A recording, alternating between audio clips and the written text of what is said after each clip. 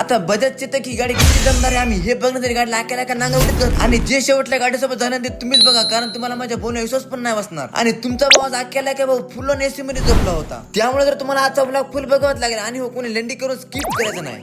तर आजचा विषय असा होता की काल रात्रीच्या शेतावरती मी नांगरे आलो होतो आणि हो रात्री विषय असा होता की 3.5 एकराची पट्टी दिवसामध्ये कोर होणार म्हणून मी काल रात्री नांगराला सुरुवात केली होती आणि रात्री जवळपास मी 90% वर शेत नांगरून काढलं होतं आणि रात्री जवळपास मी 3:30च्या दरम्यान झोपलो होतो आणि अशा जागी झोपलो होतो आणि बस एकदम एसी जागी म्हणजे ट्रॅक्टरच्या नांगरला तासामध्ये वातावरण करून झोपलो होतो. एवढं गार लागत होतं आणि बस बघायचं कामच नव्हतं. आणि सकाळी चिव म्हणजे दारा सकाळी 9 वाजता चव्हाला भाऊ एवढी भारी झोप लागली होती इथं. आणि बरं झालं रात्री मी 90% रान कव्हर केलं होतं, नाहीतर आता उन्हामध्ये एकदम असा दुखत वाजून जाणार होता भाऊ. आणि रात्री 3:30ला ट्रॅक्टर बंद करायचा विषय असा होता की ट्रॅक्टर मध्ये डिझेल जवळपास संपत आलं होतं आणि सकाळी बरोबर 2 तास फिरवले आपला लाईन एकदम असा डिझेल पाईप बंद पडला. म्हणून पहिले तर आपल्या रंबाला डायरेक्ट शेतावरती बोलून घेतला, डायरेक्ट निघालो डिझेल आणण्यासाठी. आणि रंबा शेतावरती आली आणि काही वाटावाकडे झाले असं होऊ शकत नव्हतं. आणि होते खूप जण म्हणत होते भाऊ चित्र गाडी भंगार आहे ते फलानं विस्तारानं. भाऊ गाडी मी आज आख्याला की नांगरटीने खेळली ते पण डबल सीट आणि एवढ्या मोठ्या मोठ्या ढेकळ्यामध्ये आपली रंबा डबल सीट एकदम पदशीर अशी बाहेर निघाली होती. आणि या ढेकळ्यामुळे आपल्या रंबावर एवढे स्क्रॅच पडले होते भाऊ, बस मस्त पण निघाले एवढे स्क्रॅच पडले होते. हा पण एवढं होतं आपल्या रंबाची चेकिंग तर 1 नंबर झाली होती भाऊ. आणि माझ्या नशिबाच्या हिशोबाने बजाजची गाडी एकदम नंबर 1 परफॉर्मन्स देत आहे भाऊ. नाहीतर तुम्हाला तर माहिती माझं नशीब किती दरिद्री आहे. तर पहिले तर जाऊन पंपावून डिझेल आणलं भाऊ, राहिलेलं आपलं शेत एवढं नांगरून घेतलं. बाकी आजच्या ब्लॉग मध्ये एवढंच, भेटूया लवकर एखाद्या नवीन ब्लॉग मध्ये. तोपर्यंत धन्यवाद. आणि आता ब्लॉग कसा वाटला आणि बजाजची गाडी आपली कशी वाटते ते कमेंट बॉक्स मध्ये नक्की लिहून जा. धन्यवाद.